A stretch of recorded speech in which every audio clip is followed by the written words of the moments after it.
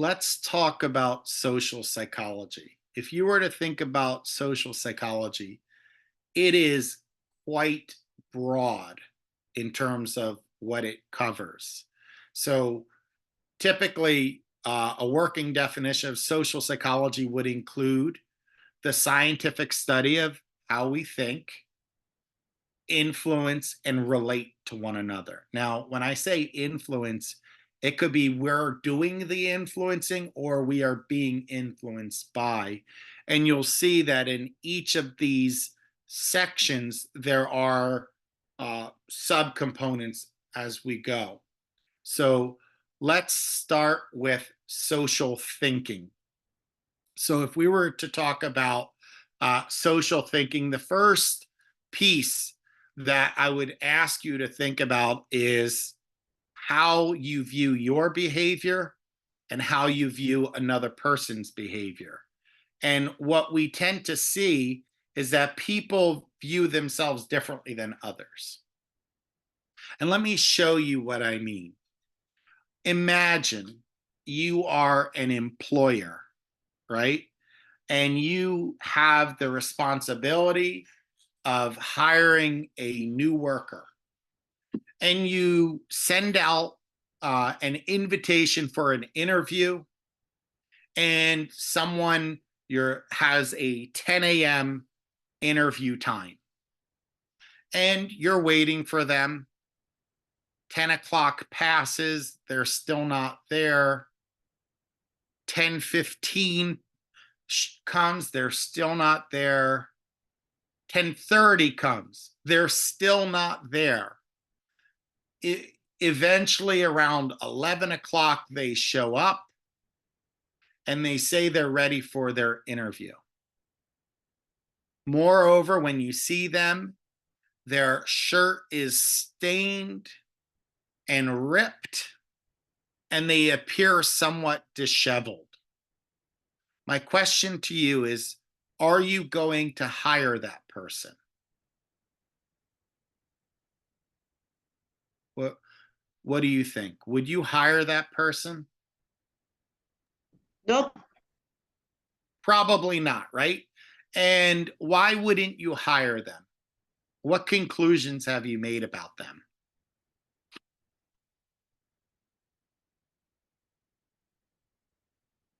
They're disorganized.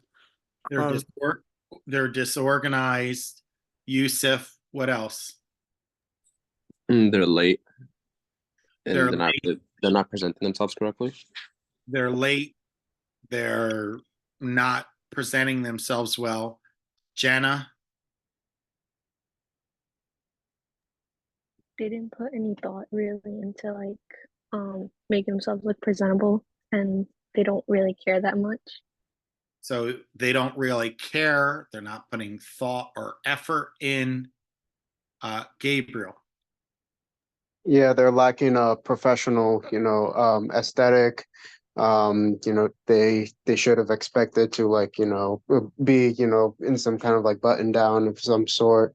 And most likely if especially if they're gonna look disheveled, that kind of like sets off the sense that they themselves are not professional, you know. fair enough. Jenna, did you want to weigh in, or was that from earlier?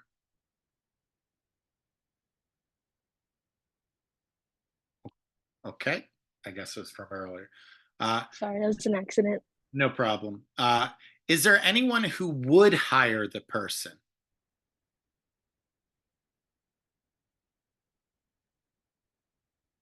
All right. Hold on to that, because think about it. We, Jenna, you have your hand up? Yeah, I was gonna say maybe like a person that just wants to like hire someone, and they just feel like, oh, like if this person's willing to show up, they don't look the best, but like if they're willing to show up, like I might as well hire them. Okay. So if the employer decides, you know what, I need an employee, so I'm going to ignore these pieces of evidence. Now, but think about what just happened here. We know nothing more about the story And we've already made a snapshot judgment about this person's character, right? So that's important. We didn't even ask them, hey, what's going on? You had a 10 o'clock appointment time. Is everything okay? We didn't ask them, hey, I see your shirt is stained and ripped, right? We didn't ask why that was. Immediately, when it comes to other people, we assume that what we're seeing is due to disposition. And a dispositional attribute, we link it to their character or their personality. Now, let me tell you this person's story. This person woke up an hour early and they had a flat tire on the way. They dressed in a suit, but they had a flat tire, and they did not have AAA, so they had to change their own tire. They attempt to call in, but there's no cell service in the area. As they're changing their tire, they get grease from the tire on their shirt, and when they're using the crossbar, it hooks and rips their shirt. Ultimately, they say, I need the job, so I'm still going to show up. And they show up to that interview anyway, because they wanted to honor their commitment to the interview. How do you feel now if that was the person's story? Jenna? It feels like they actually tried the effort to make it there on time and want to be like they want to make a good impression on them, but not everything went their way, so they were just trying their best to make it. Right. So you spoke already on the other side of things, but now you're like, hey, it does really sound like they tried their best. Those snapshot judgments I made about their character, maybe they were wrong. So when it comes to other people, we engage in what's called the fundamental attribution error, which is to overestimate the impact of personality on behavior and ignore the situation. Because there are situational attributes as well, which is the circumstances, right? When it comes to other people, we discount the circumstances. We just judge them based on their behavior, and we assume that's something about who they are. When it comes to ourselves, we're more sensitive to the circumstances. We're more able to give ourselves the benefit of the doubt. When it comes to ourselves, we don't make the fundamental attribution error, right? So if we were that person being late, we might say to the person, wait a minute, you don't understand. This is a fluke occurrence. This was not who I am, right? Have you ever made a mistake that wasn't due to your own negligence or carelessness? I'm sure you all have. I have even, right? Sometimes the circumstances are such that you don't have full control over the outcome. But we give ourselves the benefit of the doubt. We say, okay, let's say you were working and doing this class and raising a child, and instead of getting an A, you get a B. You might say to yourself, all things considered, I did the best I could. And you might say, oh, well, I had this going on, I had that going on, this going on. And it doesn't attack your sense of self as much. So the first pearl that I'm trying to give you is this concept of the fundamental attribution error. We don't always give other people the benefit of the doubt. If we see a behavior, we oftentimes link it to personality when it comes to others. when it comes to ourselves, we link it more to the situation. So here's a question, right? So if you were to be an employer and you see someone is late, right? Does their absenteeism signify that they're sick, lazy, or is there something about the work environment that is stressful to them, right? And any one of these answers could be correct, but if you're not careful, you'll make the fundamental attribution error and jump right to laziness. Or another example, if we were to think back to 9/11, and I know based on some of your ages, you weren't even born at that point. But the question is, the work of 9/11, was it done by evil people who were crazy, or was it done by ordinary people who became corrupted by life events or circumstances? Right? You could create an argument for either of these, right? And people engage in aggressive behavior due to a whole host of reasons. But when we look at other people, we may not give them the benefit of the doubt. So, as I said, social thinking involves thinking about others and trying to understand what's happening, especially when we're engaging in and doing things that are unexpected. We really have to try and use some perspective taking. So another question is our behavior shaped by our attitudes, or do our behavior influence our attitudes? So which one is first? Do our attitudes shape our behavior? Do our behaviors shape our attitudes? And similar to other questions that I have asked in the past, it's a combination of the two. It is true that for many people, one's attitude, one's mindset will influence their actions, right? However, the behaviors we do could also modify or shape our attitudes as a whole. So I'll give you an example, right? So attitude shaping behavior. If you were to take a person who's linked to the Ku Klux Klan, well, they are indoctrinated with a series of hateful rhetoric, and that could shape how they treat other people. It could shape their behaviors. And I'll draw upon a movie. I don't know if you've seen American History X. It's an older film, but it is a classic, and it's a good film.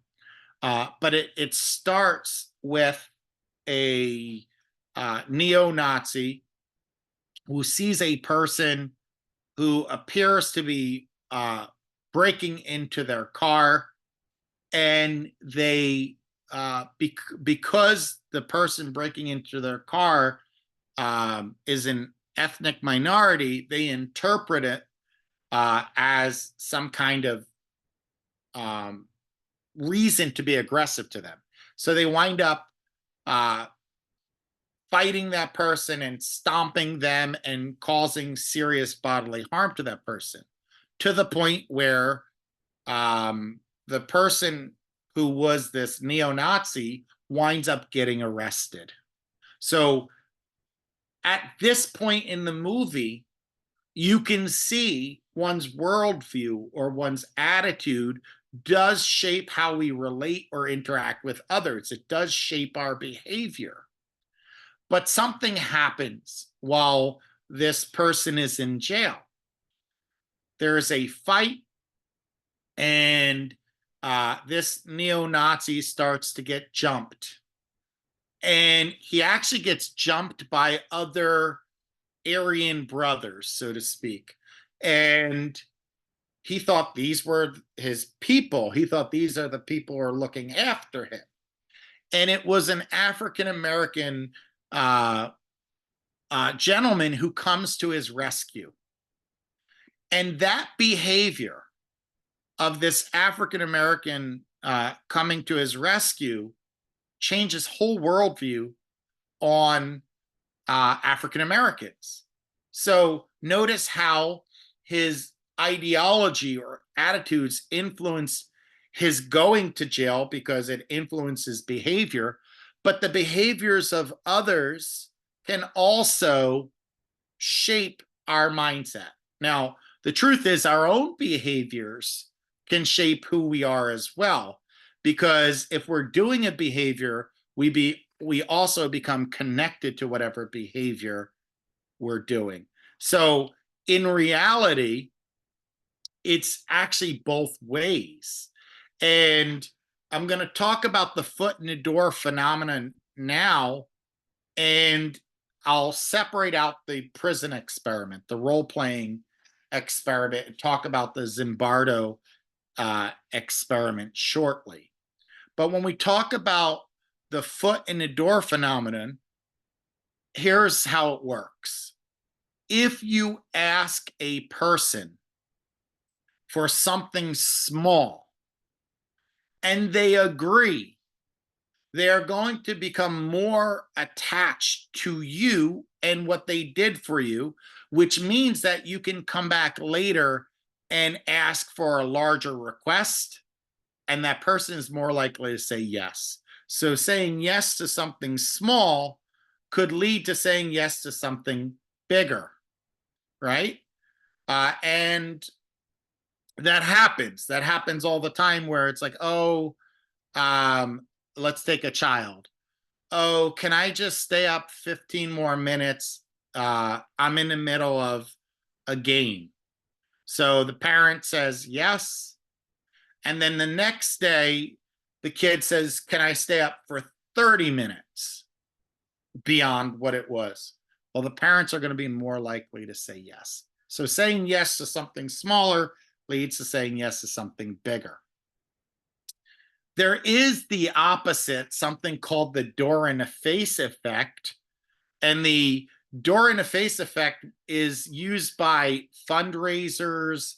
It's used by car dealerships, and they intentionally ask for something they know you're going to say no to, but they're going to make the request more and more reasonable, because every time you have to say no, it becomes harder to say no.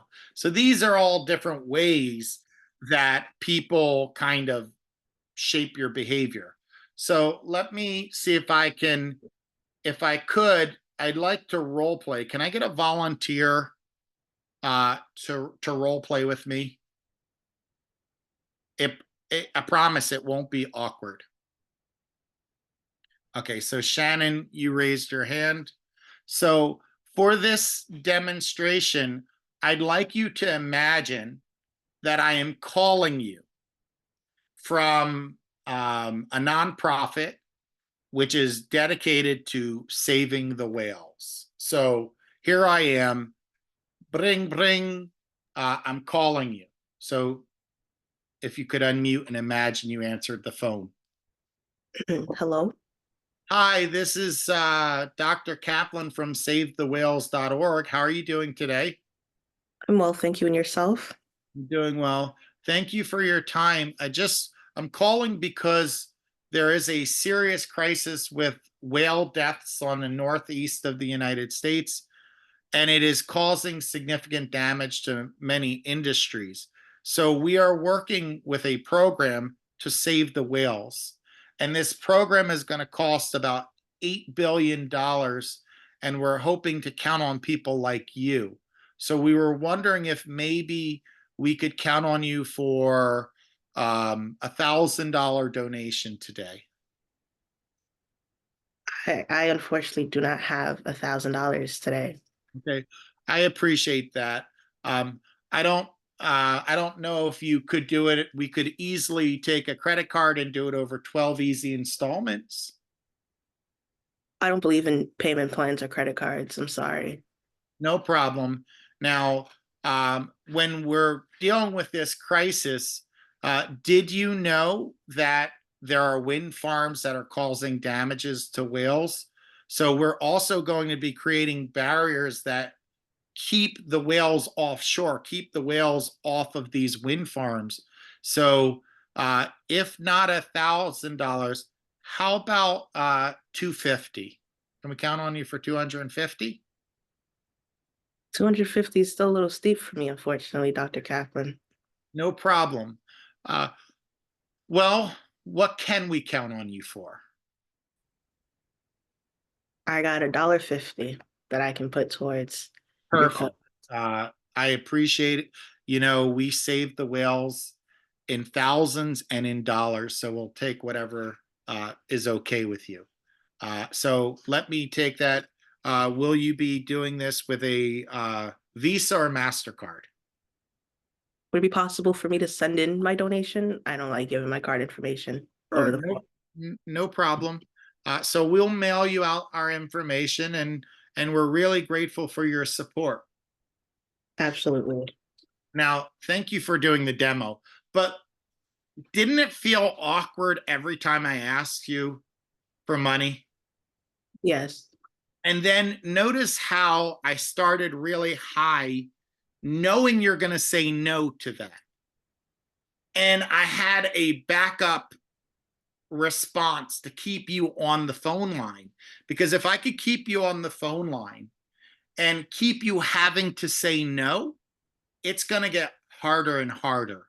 And when I felt like I was losing you, notice I did that get out of jail free card, which is, okay, well, what can we count on you? And the phraseology of what can we count on you puts the pressure that I'm assuming we can count on you for something, right? Even if it's not $1,000, even if it's not $250, surely you would be willing to save the whales and give us something. And you felt that pressure. And by the end of that call, I have $1.50 more than I started that call. And if I do this all day, I'm raising meaningful money. Not everyone is going to say $1.50. And many people are going to take, the 12 easy installments or, a lesser amount. And they know that inside the behavior of saying no is creating this tension, this psychological tension. So they use that to their advantage. So fundraisers do it. And if you've ever tried to buy a new car or you go to a dealership, I don't know if you noticed, but they will keep you there for hours. They will give you every reason why to stay. And what they do first is they create the emotional connection to the car. So they're like, oh, do you see anything on the lot you like? Yeah, no problem. This one here, let me get you the keys. It has the tag. Feel free to drive it around the block and tell me how it feels. So that's taking your time. You're becoming more invested in the car. And then you say, yeah, I really want to buy this car. And what do? They start giving you the sticker price, expecting you to say, no, you will not take the sticker price. So you'll say, no, that's too much. I'll be willing to pay X. To which they'll say, okay, let me go talk to my manager. And they'll leave you there 30 minutes waiting while they watch Sports Center in the back. You think that they're talking to their manager, and the pressure is building. Eventually they come back and they say, okay, well, sorry, I got bad news. My boss said no, but because I guess the next holiday we have coming up is MLK Day, right? But because MLK Day is coming up, we do want to give you a special on the car. So we're going to offer it to you for, let's say it was 25,000. We're going to offer it to you for 23,000. to which that's still not what you want to pay. So you say no. And you say, okay, well, you help me out. Tell me, is there more that you can give? And then they go back to their manager, keeping you there again. And then they come back and they say no again. And they do this several times, and it will take you hours to get this car. And they know that people who go on a car lot, they just want to buy the car and leave. So the more time they keep you there and the more times you have to say no, the farther up you have to go closer to their ask price. So that door in the face phenomenon is altering your mindset. Every time you say no, it shapes you a bit, right? So, and it is a form of a social influence, right? So that's foot in the door phenomenon. I'm going to talk about role play, because role playing is another powerful example of what we do can impact how we view ourselves, right? So when we assume a role, we become that role. I don't know if you're familiar with the concept of method actors.